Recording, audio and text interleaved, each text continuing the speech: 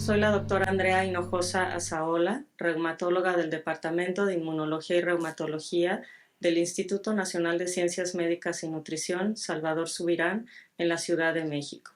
Es un gusto para mí, en compañía del doctor Eduardo Martín Nares, platicar con ustedes en los siguientes minutos sobre remisión en vasculitis. No tenemos conflictos de interés.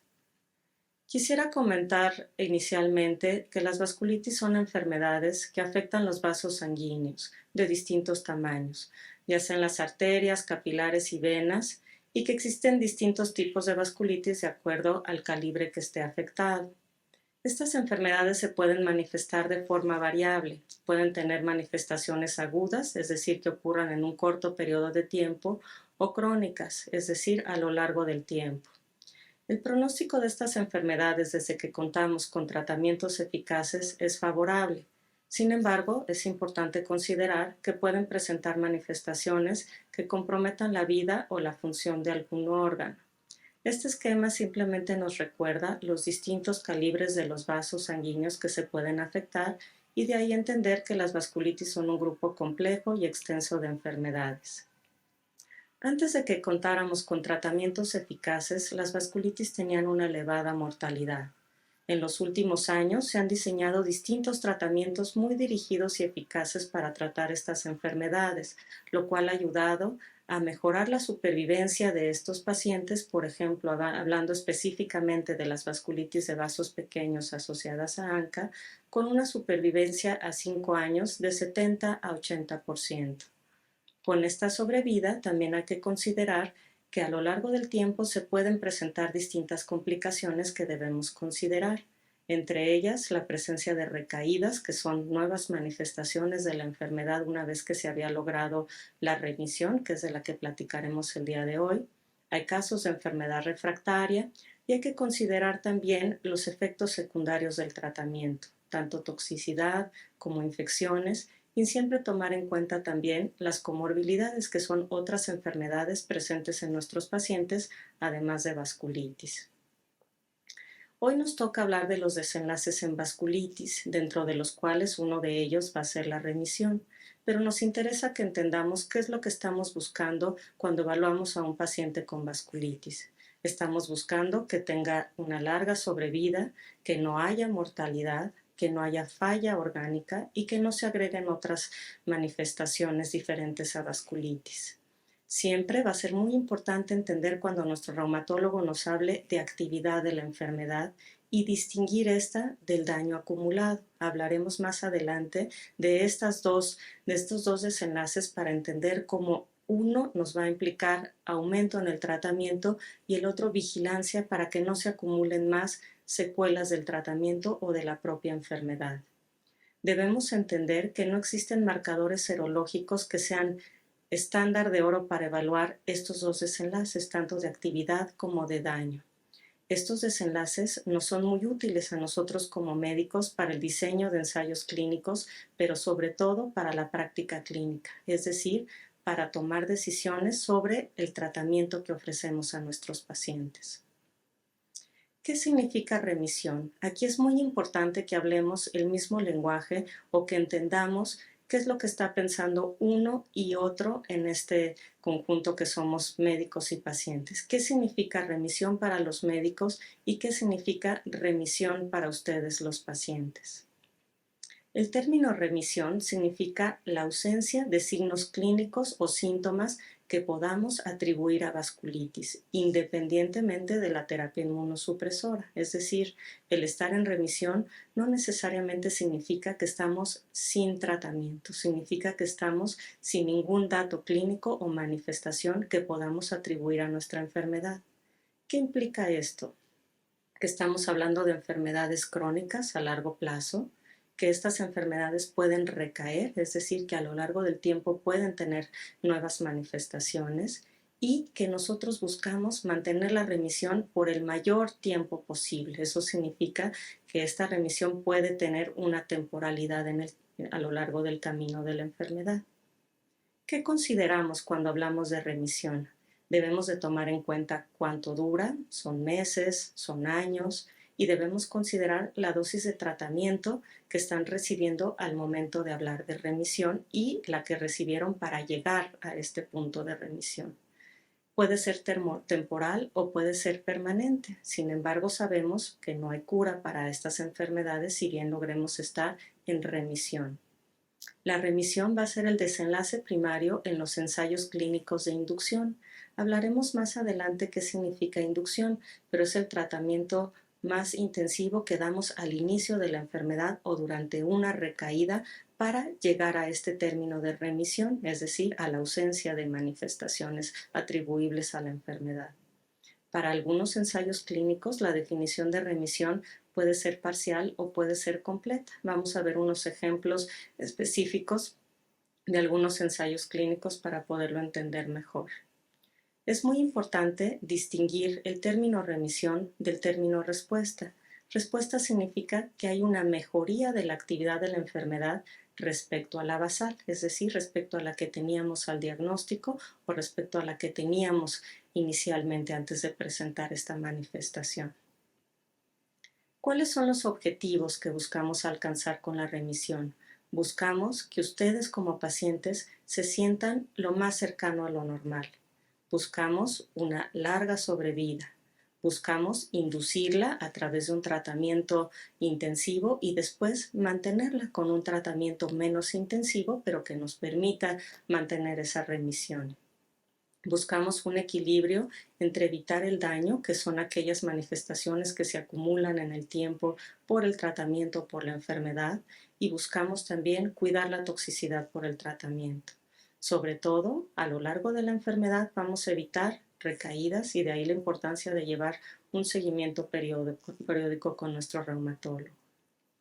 En esta visión de qué es importante para el médico y qué es importante para los pacientes, algunos estudios nos han mostrado que mientras los médicos, los reumatólogos, quienes atendemos a los pacientes con vasculitis, estamos preocupados por algunas manifestaciones orgánicas, como podemos ver en el esquema del lado izquierdo, estamos preocupados por las manifestaciones en ojos, en pulmón, en riñón, en articulaciones.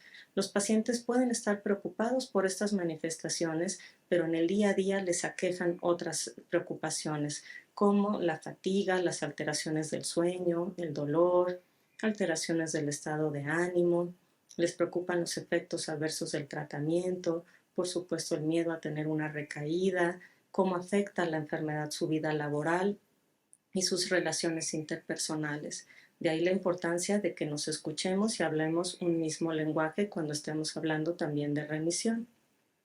¿Qué es lo que evaluamos en los pacientes con vasculitis? Hablábamos de la actividad de la enfermedad, que son las manifestaciones que se van agregando y que debemos de tratar en los últimos 28 días, se considera, como lo veremos más adelante.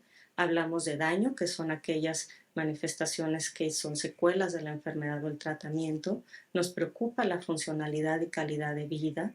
Nos preocupa el pronóstico de nuestros pacientes y para ello contamos con distintos ensayos clínicos que nos ayudan a tener estos desenlaces claros para poder tomar las mejores decisiones del manejo clínico, y también contamos con distintas bases de datos que nos ayudan a entender, dado que son enfermedades infrecuentes, el comportamiento de estas enfermedades a lo largo del tiempo en distintas poblaciones.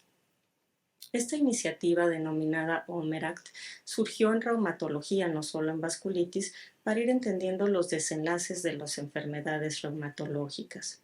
Y para esto específicamente en vasculitis contamos con algunos instrumentos o herramientas que nos ayudan a evaluar, por ejemplo, el pronóstico. Este índice de 5 factores nos ayuda a ir delimitando qué tanta mortalidad puede tener nuestro paciente con vasculitis, con ciertos tipos de vasculitis, al diagnóstico de la enfermedad, de acuerdo a la presencia o ausencia de algunas manifestaciones, por ejemplo, renales, por ejemplo, gastrointestinales, neurológicas.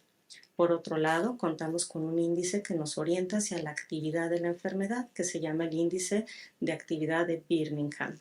Esta herramienta nos va a hablar de cómo se comportan las manifestaciones que podamos atribuir a vasculitis en los últimos 28 días y nos da de forma más objetiva una calificación para que podamos definir si requerimos o no hacer un ajuste en el tratamiento y si podemos o no definir a un paciente como en remisión.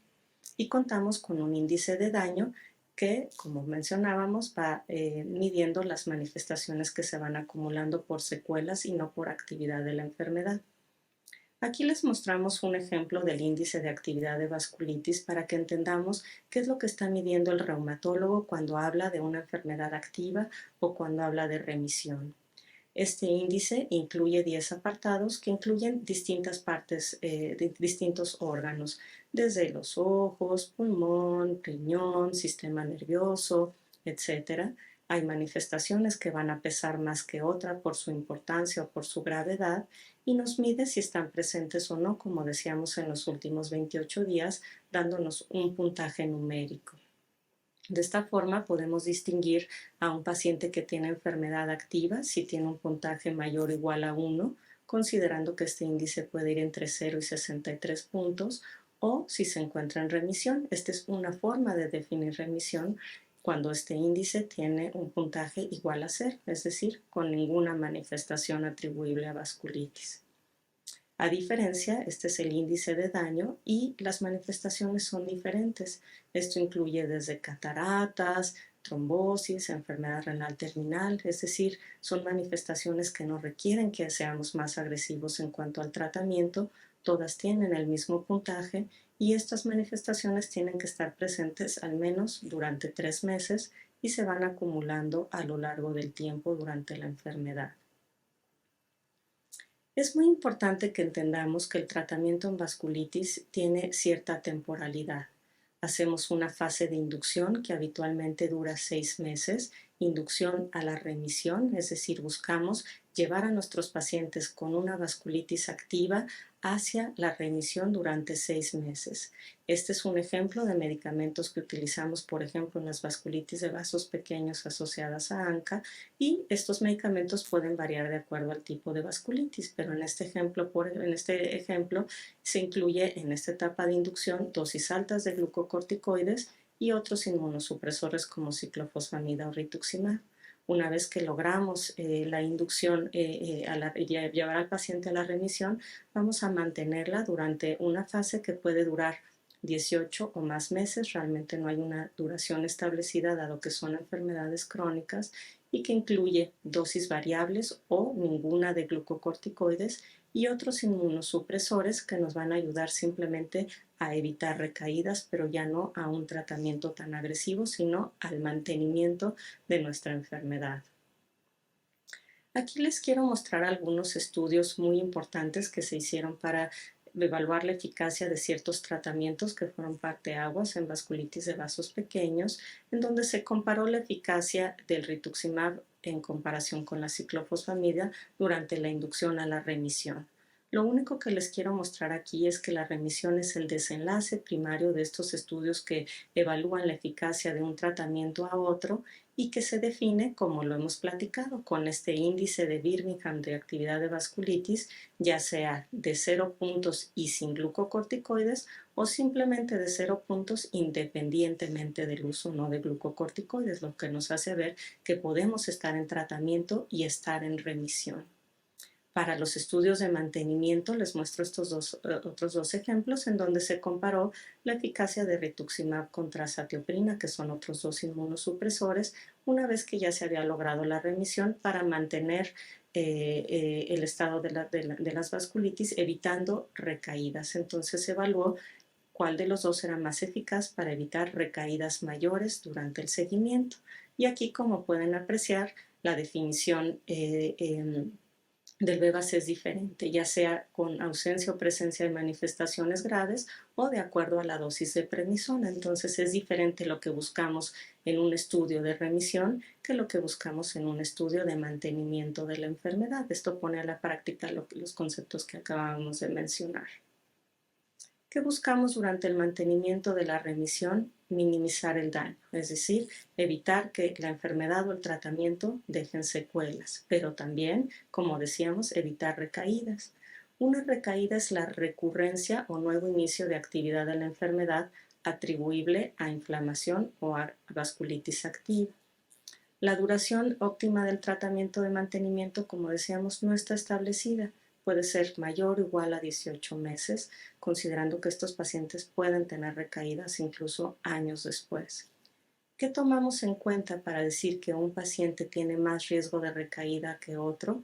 Depende del tipo de vasculitis, pero siempre una historia de recaídas, o sea, el antecedente de haber tenido una recaída, si tiene una extensión muy importante de afección a varios órganos y a veces, aunque no es un estándar de oro, algunos anticuerpos, como veremos más adelante, nos pueden orientar al riesgo de recaídas.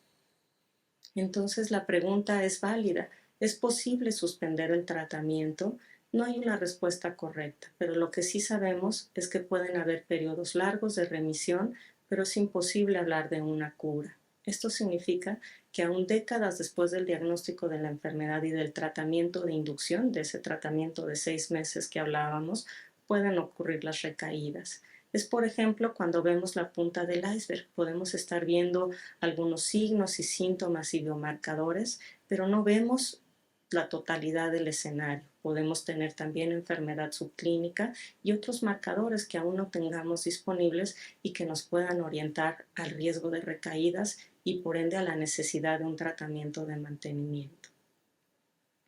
¿Qué es lo que debemos de considerar para mejorar la sobrevida en nuestros pacientes con vasculitis? Siempre un diagnóstico temprano, sospechar y referir tempranamente al especialista. Considerar que en algunos tipos de vasculitis tenemos edades avanzadas y que estos pacientes pueden tener otras enfermedades, sea diabetes, hipertensión de base, que pueden complicar la enfermedad y el tratamiento. Se trabaja día con día en el diseño de tratamientos eficaces. Buscamos preservar la función de los riñones, que es algo que es un factor muy pronóstico en algunos tipos de vasculitis. Prevenir infecciones en todas ellas, sobre todo porque el tratamiento nos puede predisponer a ellas. Y buscamos siempre identificar y tratar oportunamente manifestaciones graves. Aquí pongo un ejemplo de ella en las vasculitis de vasos pequeños, como podría ser la hemorragia pulmonar. Ya hemos hablado de que evitamos acumular el daño y que evitamos recaídas. Es muy importante entonces encontrar un balance entre el tratamiento, las recaídas y las complicaciones. Esto significa que durante la terapia de inducción a dejar un tratamiento más agresivo, los eventos adversos pueden ser más asociados a la mortalidad que la vasculitis por sí misma, es decir, las infecciones. Y estos eventos también van a seguir siendo causa de mortalidad durante el tratamiento a largo plazo. De ahí la importancia en estar vigilando a nuestros pacientes tanto durante la inducción como durante el tratamiento para eventos infecciosos. Vigilamos mucho sus riesgos de malignidad, de desarrollar alguna enfermedad maligna u otras comorbilidades como la hipertensión, la osteoporosis o la diabetes, que pueden surgir tanto por la edad como por el tratamiento. Día con día se trabaja en diseñar nuevos estudios que nos ayuden a que las dosis de glucocorticoides sean las menores, y esto se ha logrado en los últimos años con algunos tratamientos eficaces. Y buscamos, como platicábamos, identificar predictores de recaídas. A continuación, el doctor Eduardo Martín Nares nos continuará platicando sobre la remisión y por qué es importante mantenerla. Y continuando hablando sobre remisión, ¿por qué es importante mantener la remisión? Esto debido a que mantener una remisión sostenida se asocia a diferentes aspectos, a mejorar la calidad de vida de ustedes los pacientes. En diversos estudios se ha visto que mantener una remisión se asocia a una mejor función física, a una mejoría en el dolor, a una mejoría en la salud en general, a una mejoría de la vitalidad e incluso del funcionamiento social y de la salud mental. Ya vimos qué nos ayuda a nosotros como médicos para medir la remisión, o sea, la remisión desde la perspectiva de nosotros los médicos, pero qué nos ayuda a poder medir la remisión desde la perspectiva de ustedes los pacientes. Para esto podemos utilizar esta herramienta que se llama Patient Global Assessment, o que en español se llama valoración global del paciente. Esta es una herramienta que va del 0 al 10. Nosotros les preguntamos a ustedes, los pacientes, cómo califican el estado de la enfermedad, es decir, el estado de actividad o de ausencia de actividad de la enfermedad. Esta va del 0 al 10, como había comentado, y 0 significa ausencia total de signos o síntomas que sugieran actividad de la enfermedad, es decir, una remisión. Y 10, por el contrario, significa pues actividad o presencia de signos y síntomas lo más grave posibles. Esta escala nos ayuda a medir la percepción del paciente acerca de la ausencia o presencia de actividad de la enfermedad, y en algunos estudios se ha sugerido que tener una valoración global del paciente menor o igual a 1 podemos definirla como remisión. Es importante mencionar que esta escala o lo que ustedes califican puede no coincidir con la valoración que nosotros tenemos como médicos. ¿Y qué estudios utilizamos para poder monitorizar el mantenimiento de la remisión de la enfermedad? Principalmente nos basamos en signos y síntomas de la enfermedad, es decir, la ausencia de síntomas que ustedes refieran y la ausencia de signos que nosotros veamos durante la consulta de la enfermedad. Con eso podemos nosotros valorar si estamos manteniendo una remisión. Sin embargo, es común que necesitemos algunos estudios de laboratorio de imagen para poder seguir valorando si tenemos una remisión. Y esto va a depender del tipo de vasculitis y los órganos afectados. Por ejemplo, en las vasculitis asociadas a ANCA necesitamos una vigilancia estrecha de la función renal. En las vasculitis que afectan el pulmón, como las vasculitis asociadas a ANCA, necesitamos tener en el seguimiento estudios de radiografías o de tomografías de tórax. También en las vasculitis asociadas a ANCA que afectan los senos paranasales, como la granulomatosis con polengitis, podríamos necesitar tomografías de dichas zonas. En las vasculitis de mediano calibre podríamos necesitar angiografías, y en las vasculitis de grandes vasos podríamos necesitar varios tipos de estudios de imagen, como son el ultrasonido, las tomografías, la resonancia o la tomografía por emisión de positrones que le llamamos PET-CT.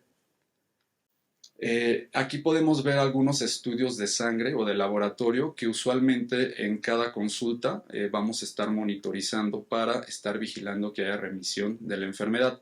Por ejemplo, una biometría hemática nos va a ayudar también a vigilar si hay efectos adversos de los medicamentos, esto si hay disminución de las defensas, que son los leucocitos, o si podría haber anemia. En una vasculitis que se llama granulomatosis con polangitis eosinofílica, los niveles de eosinófilos nos pueden hablar de remisión o de actividad de la enfermedad. También solicitamos una química sanguínea, que esto nos ayuda a monitorizar la función renal mediante la creatinina y la urea, y también a vigilar efectos adversos de los medicamentos, por ejemplo, con el uso de la prednisona, que no haya elevación de la glucosa. También solicitamos pruebas de función hepática, esto para vigilar pues la función del hígado, debido a que la mayoría de los medicamentos inmunosupresores que utilizamos se pueden asociar a hepatotoxicidad o a daño en el hígado. Solemos pedir también un examen general de orina para poder monitorizar la función del riñón, que esto podemos ver si se altera mediante la presencia de sangre o proteínas en la orina. Y cada cierto tiempo también tenemos que vigilar el perfil de lípidos para ver si no hay alteraciones en los niveles de colesterol o triglicéridos, que pueden ser efectos adversos del uso de la prednisona. Ahora vamos a hablar de qué es un biomarcador. Usualmente con los datos clínicos, el examen a la exploración física que hacemos durante la consulta y los estudios que vimos en la diapositiva pasada, podemos determinar si ustedes como pacientes podrían estar en remisión o si ya hay datos de actividad. Pero hay veces que necesitamos otro tipo de estudios para determinarlo. Para esto, pues tenemos a los biomarcadores. Un biomarcador es un marcador biológico indicativo de un estado médico. Este estado médico puede ser algún proceso biológico o algún proceso patogénico. Un proceso patogénico se refiere a la enfermedad, o puede ser algo indicativo de respuesta a tratamiento. Los biomarcadores suelen ser mediciones objetivas, por ejemplo, estudios de laboratorio o estudios de imagen, y deben idealmente cambiar de acuerdo al estado de la enfermedad. Es decir, si un estudio de laboratorio, su positividad nos indica que hay actividad de la enfermedad, si ese estudio lo encontramos negativo, nos debe indicar que hay remisión de la enfermedad.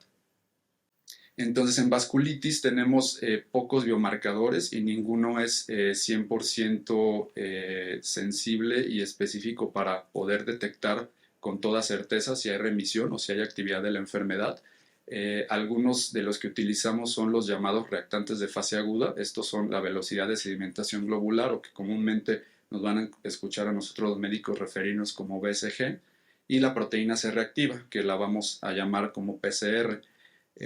Sin embargo, estos estudios, aunque en pacientes con una vasculitis activa pueden estar elevados, no se elevan en todos los pacientes. Además, no correlacionan con actividad o remisión en todos los pacientes, y al ser estudios que se elevan cuando hay cualquier tipo de inflamación, pues pueden elevarse en otras situaciones como en las infecciones. Hablando de biomarcadores o estudios específicos para alguna vasculitis, tenemos los anticuerpos ANCA, que son los presentes en las vasculitis asociadas a ANCA, en específico los niveles de anti-PR3 o PR3 ANCA y los anti-MPO o MPO ANCA nos pueden ayudar a indicar que hay actividad de la enfermedad cuando están elevados. Y en aquellos pacientes en los cuales tenemos una remisión de la enfermedad, si estos anticuerpos se empiezan a aumentar, nos pueden ayudar a predecir una recaída. Sin embargo, estos anticuerpos o este comportamiento no es igual en cada paciente. Entonces, al final se deben de utilizar en conjunto con los otros datos clínicos, imagenológicos y los reactantes de fase aguda para poder nosotros decir que ustedes están en remisión. También podemos utilizar estudios de imagen, por ejemplo, en vasculitis que afectan la tráquea, como la granulomatosis con poliangitis, podemos utilizar tomografías de cuello durante el seguimiento para estar monitorizando que haya remisión de la enfermedad. En aquellas vasculitis que afectan el pulmón, podemos utilizar tomografía de alta resolución de tórax, y esto nos va a ayudar a ver si hay alteraciones durante el seguimiento de la vía aérea, si hay enfermedad intersticial, nódulos o cavitaciones pulmonares, o hemorragia pulmonar. En las vasculitis de grandes vasos, que son la arteritis de Takayasu y la arteritis de células gigantes, se recomienda utilizar estudios de imagen cuando se sospecha que hay una recaída, es decir, cuando se sospecha que ya no tenemos una remisión, un mantenimiento de la remisión. Y esto se sugiere que se haga cuando la clínica y los estudios de laboratorio no son concluyentes, y esto nos ayudaría a confirmar o a descartar la presencia de una recaída. La modalidad dependerá del escenario clínico, es decir, el estudio imagenológico que nosotros vamos a ordenar pues va a depender del tipo de vasculitis o los lechos vasculares o las arterias o vasos afectados, y podemos elegir entre ultrasonido, angiotomografía, angioresonancia o el PET-CT. ¿Y cada cuánto vamos a tener consultas para poder estar vigilando que haya remisión de la enfermedad? Esto va a variar de acuerdo a la práctica de tu médico. Sin embargo, usualmente durante el tratamiento de inducción a la remisión, que son las primeras semanas a meses de empezar el tratamiento o del diagnóstico de la enfermedad o de la recaída, la periodicidad de las consultas puede ser cada 2 a 4 semanas. Los primeros meses de remisión se pueden dar consultas cada 2 a 3 meses, y posteriormente, cuando hay una remisión más sostenida, se pueden espaciar las consultas a cada 4 meses e incluso en determinados pacientes a cada 6 meses. Y ahora, ¿quién necesita tratamiento de mantenimiento? La mayoría de los pacientes requiere algún tipo de tratamiento de mantenimiento, y esto va a depender mucho del tipo de vasculitis y también de la manifestación de estas vasculitis. Ya hemos visto este esquema en el cual en las vasculitis asociadas a ANCA, por lo general la mayoría de los pacientes, y no es que todos, requieren un tratamiento de mantenimiento que va a consistir en dosis variables de glucocorticoides y algún inmunosupresor como la azatioprina, el ácido micofenólico, el metotrexate y el rituximab.